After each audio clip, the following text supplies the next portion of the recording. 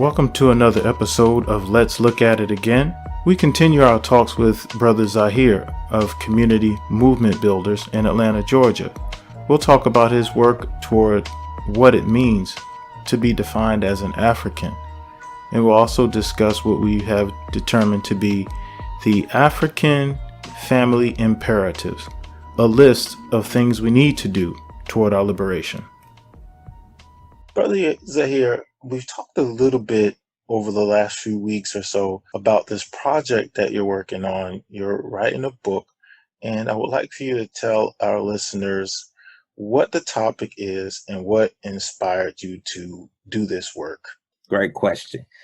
So the title of the book, Becoming African, Radical Transformation, Revolutionary Catechism, and the Art of Mageuzi.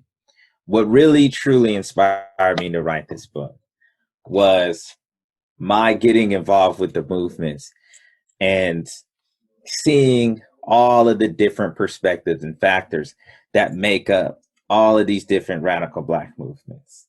And what I saw was there was a lot of ideas around change, transformation, right? An external transformation, changing capitalism to socialism, internal transformations and becoming African. But there wasn't one that stated it in a very detailed manner of what it means to transform and what it means to be African and what it means to be revolutionary. And we put those together. What does it mean to be an African revolutionary? And why is it important to transform? And what are the steps in this transformation process? That was my biggest motivation for writing this, because I felt like the transformation process was just as important. The internal transformation is just as important, if not more important, than the external transformation. So without the consciousness first, right, it's going to be a lot harder to be dedicated to the struggle, right, and to transform the external world if you can't transform your internal world. Absolutely. What are some of your greatest motivations for your writing or in your writing? And what I mean is, what authors, what other organizations, what historical narratives are an inspiration or motivation to you? Malcolm X is one of my biggest inspirations, especially for this book. Maulana Karenga and his works on transformation. Dr. John Hendrik Clark, Kwame Ture, Khalid Abdul Muhammad, Community Movement Builders, All African People's Revolutionary Party, Malcolm X Grassroots Movement. It's things that affected me personally from when I first became conscious at 16 to being in the military, getting out to joining the movements. All of those characters and organizations inspired me in some kind of way and continues to inspire me to this day, and it shapes my opinion and outlook. And so I put all of those experiences and I think about those ancestors every time I write. And really, I feel like they really flow through me, their spirit.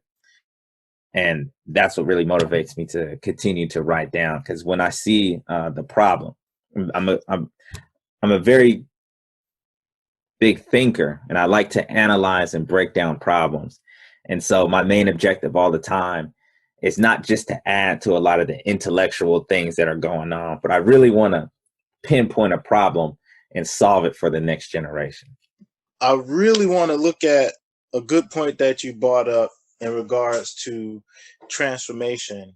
Actually, that was one of the things that putting into this document, and the elder and I were just talking about as well, is the fact that we focus so much of our attention on wanting to change the system, wanting to argue against white supremacy, anti-capitalism, but there's not enough focus centered on personal development and transformation toward reclaiming African identity or Africanness.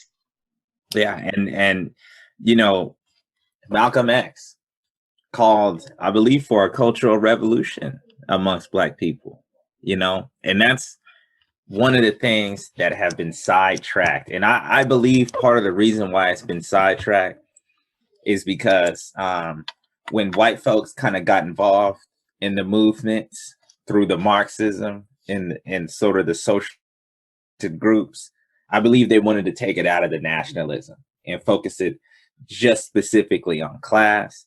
And although there's some concepts of transformation within Marxism, right, it doesn't specifically talk about the African identity, which was again part of the influences of why I wrote my book, because I noticed even the socialists didn't really have a real program that said this is what it meant to be a socialist. This is what it means when you identify, right? And I think that's part of what attracted Malcolm to the NOI, you know, the self-improvement program, you know, and the transformation he went through Islam, whether we like, you know, that version of Islam or not, it helped him become a better person, which disciplined him and helped fashion him to become a better revolutionary, you know. And so that, you know, I learned this also from my talks from an elder from the community. His name is Dr. Kelsey's 95. And these are some of the conversations that I built on with him, because he was saying, you know, we lose so much when we're not able to transfer our culture to one another, you know. And if we can't teach one another how to love ourselves, right?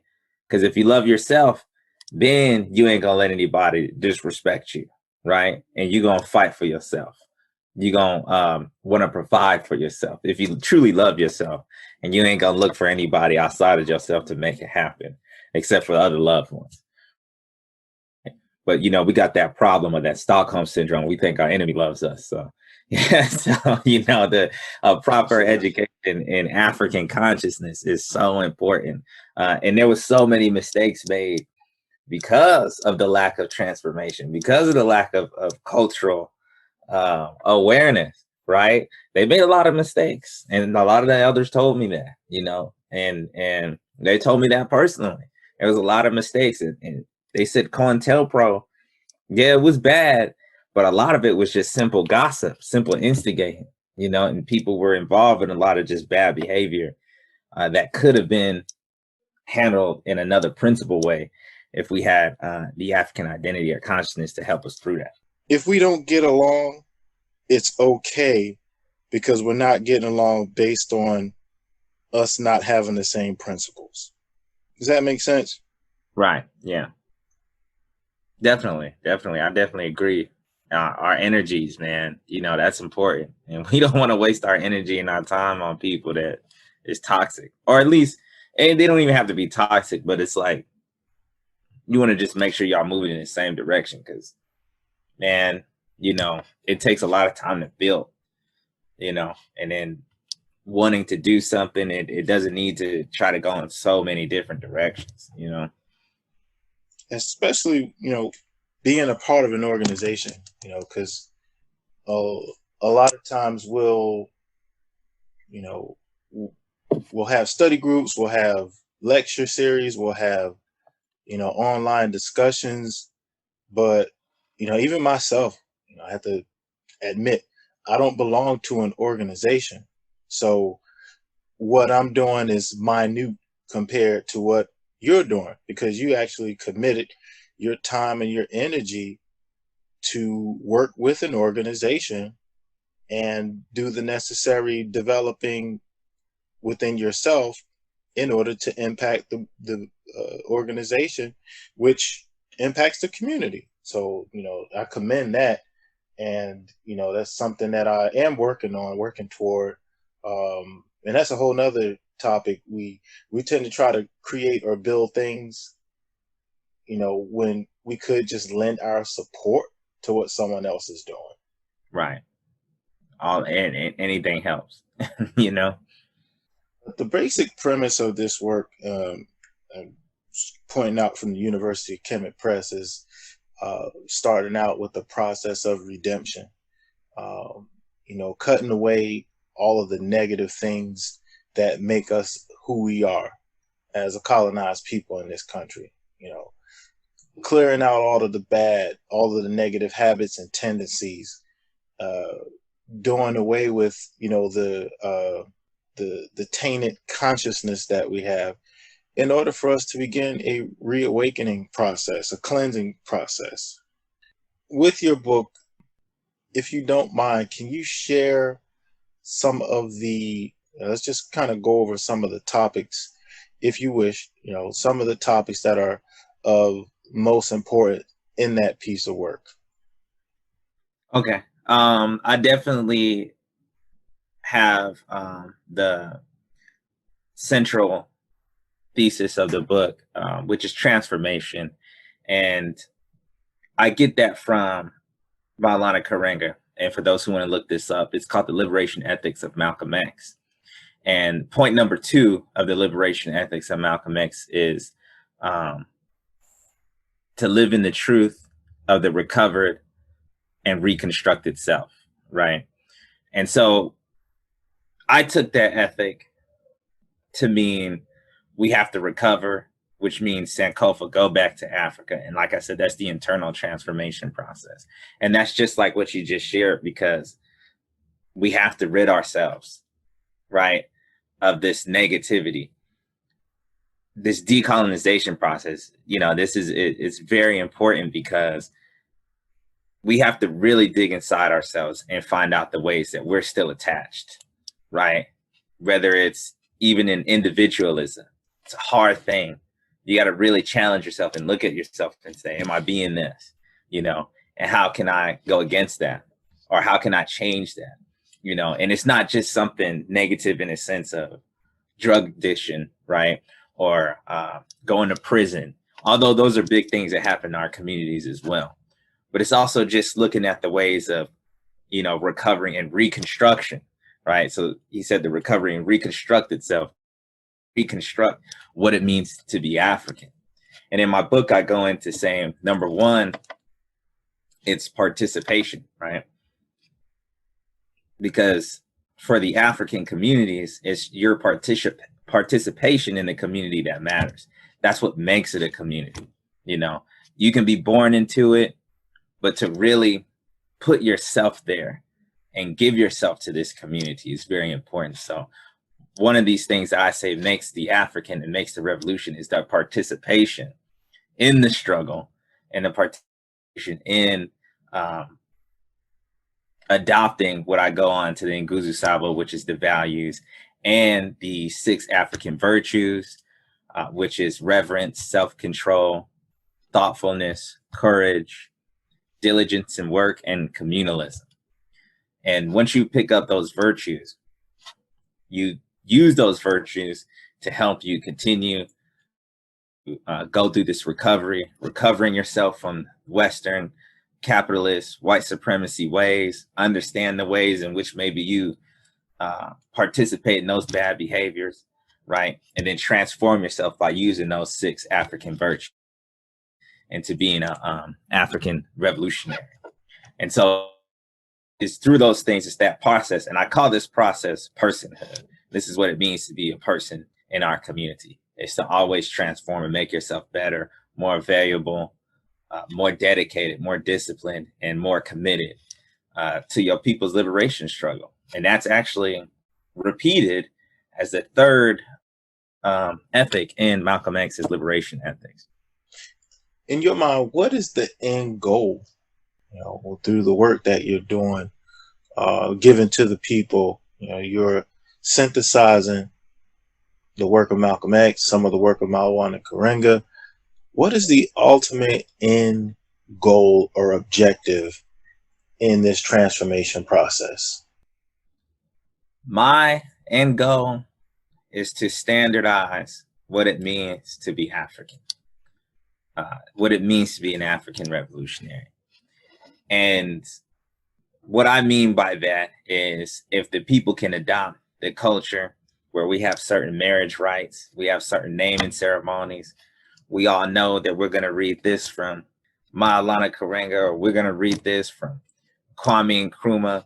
If we have this standard, right, to me, it's going to push the consciousness forward, because now we have a set standard of what we are, and it stops a lot of this bickering and fighting amongst each other, right? It stops a lot of these differences from happening, and it becomes more of a culture. Because if our sons and daughters can go through the same kind of rites of passage program, identify with the same virtues, identify with the same principles, so they should identify with the same mission, even become adults and may leave the house, they still have the identity of what it means to be African. And it's to ultimately be our own liberators. That's one of the principles I write in there, we are our own, right? Because we know no one else is going to solve these problems in our community, right? And what I see a lot of times is a lack of confidence, especially in the youth.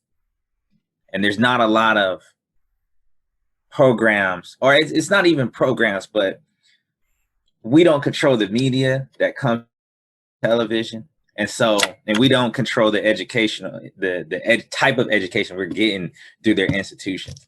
And so nobody's really teaching what it means to be Black or what it means to be African. So everybody's trying to figure it out. I take a definition of what it means to be African from Steve Biko. And he said, you know, Black is not just a pigmentation, it's a mental attitude. So I tell them African isn't just a pigmentation, right? It's an attitude that you want the liberation for your people. And not just an equality, right? Not just taking it past the integration phase, right? But it's giving you a standard, it's giving you an identity, and it's saying this is who we are, achieve that greatness. So that's my end goal, is to get us on this same page and have a strong group that we can recognize each other. You're African, and we can work together. So that way, if I go to where you're at, you come to where I'm at, we may not be in the same organization, but I know if you're African and you know that I'm African, we have the exact same mission statement. We could say, oh, we know we're supposed to form a rites of passage program, or we know we're supposed to be building counter institutions, you know. So that is my end goal and my end state to write in this book. I appreciate it. That's powerful. And I'm right in line with you. And, you know, that'll be a perfect segue from your mission there and your end goal to what I'm working on. And hopefully we can get together and complete this, you know, with your book, with my writings. I'm not writing a book, but I'm working on a paper, an essay, which I'm titling the Black African Family Imperative. And it's centered around a list of ideals that I believe we should hold as Africans. And I'm going to read over them, and I want you to give me your thoughts in the end. So far, it's about 12 or 13 points. Number 1, claim an African family name. And of course, this is for African families. So it says claim an African family name. I believe that all African people should embrace a African name from somewhere, some culture, some ethnicity, some language group on the continent, and do the necessary work to legally change who you are, get rid of the name of the colonizer. Number 2, claim an African tradition, something that is rooted in spirituality. Doesn't matter what it is, just claim and begin to practice something. And rejecting European and Arab religions. Number 3, educate your children. If you are an African or you call yourself a revolutionary, there's no reason why you should not have an African educational system, or at minimum homeschool, or, you know, join a Black African collective where you are educating your children along your own self-determined educational program. Number 4, practice anti-capitalism. I think as an African principle, anti-capitalism should be something that we should understand, whether we learn it, you know, through our own study, or we, you know, come in contact with groups who offer study of anti-capitalism and what we should do to replace it. Number 5, release debt. We should do the best that we can to struggle to get out of debt and to stay out of debt. Number 6, reject all non-African cultural activities including holidays. As African people, we should reject and not participate in any of these Eurocentric holidays. If it's not an African holiday with cultural or traditional ties to a land or a people, we should not participate in them. Number 7, practice collective and cooperative sharing.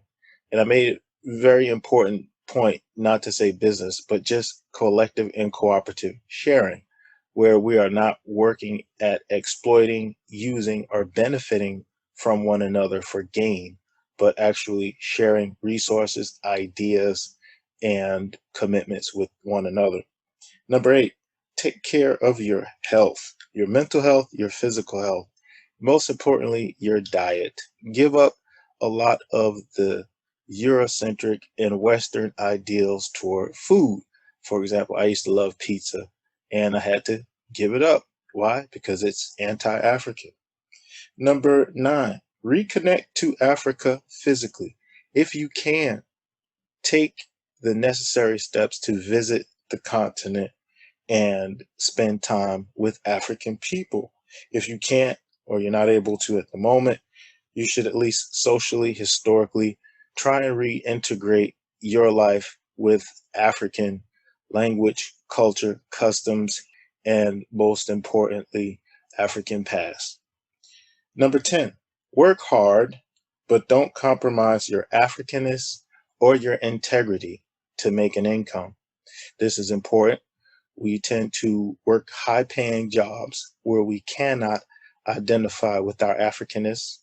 We have to toe the line, so to speak, in order to maintain our positions within corporations and government.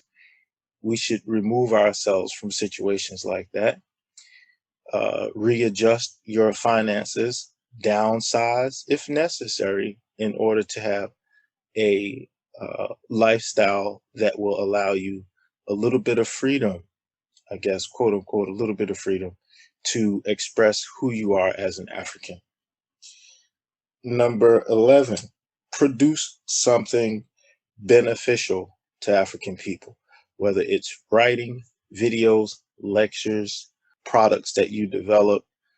There should be something that we produce for African people that will help to uplift us and move us forward. And last one, number 12, reject luxury. By that I mean give up luxury designer brand clothing, give up our lust and our attraction to excess, wanting to buy and consume so many things for status, enjoying spending evenings out eating at fancy restaurants or anything that's just frivolous and connected to Western Eurocentric luxury. I think we need to remove those things from our lives. And that's it, brother. What do you think of that list? I think the list is amazing. What you were talking about with the kind of cooperative economics, that stood out to me because those are things I read about before. Like they have these alternative ideas around sharing economy, gift economy, and what that does is that gets you out of the mindset that an economy just means profit or growth or development, that, you're only thinking of economics in this capitalist growth kind of way. And that way, and what that also does is it starts to get us in a mindset where we have our own economic base, which is establishing our own cultural practices within that economic base, right? So rejecting luxury. That's what I talk about with the liberated zone. Our Wall Street doesn't have to look like their Wall Street. If our Wall Street is taking care of the basic needs of the people, and if we're comfortable with what we have and we have each other, that's what we need to get to. And that's what it is to be African, right? Work hard, but don't compromise yourself. That was something that stood out to me too, because I left the military in order to be my African self. So that definitely stood out. And I know everybody's not going to make that same sacrifice, but it was worth it. It was worth me following that passion. Yeah. Of course, you know, I like the reject the non-African holidays. And that's part of the reason why I created that holiday list. Absolutely. Produce something beneficial, because that reminds me of my favorite Nguzu Saba principle, which is Kaumba, to do always as much as we can and we can, to leave our communities more beautiful and beneficial, to which we inherited it. So that to me stood out because it's telling you to do something, produce something, do it as best as you can in the way that you can. You don't have to, everybody want to be Malcolm. Everybody might not be able to be Malcolm. Be you for the revolution, or be you for your people. Be you, be African in the way that you can be African, you know? We all have important contributions to make, you know, with your writing. You know, you producing these writings, the book that you're working on, it's going to be a major contribution. When do you project that it will be ready for the public? I project it will be ready at the end of this year, around Kwanzaa. And we'll make sure I try to get it out towards the end of this year. Now, is this the master's thesis that you're working on, or just a personal project? It's a personal project that I decided to research and put together. And that will be your contribution to Black African family, community, and nationhood. And again, I look forward to it. I support it. From everything that you shared so far will help move us forward. And that's what we need. Young, fresh minds like yours that are trying to move us forward, you know, unapologetically, without ego, without fanfare, and doing the necessary work in the community. So I commend you, brother. And if I could help in any way. Yeah, I was going to say thank you for your African contributions here just through YouTube. This is one of our virtues that I wrote about, called reverence, you know, and that's just to pay respect to our people, each other. You know, we show respects and contribute. So thank you for your work, putting this on YouTube as well.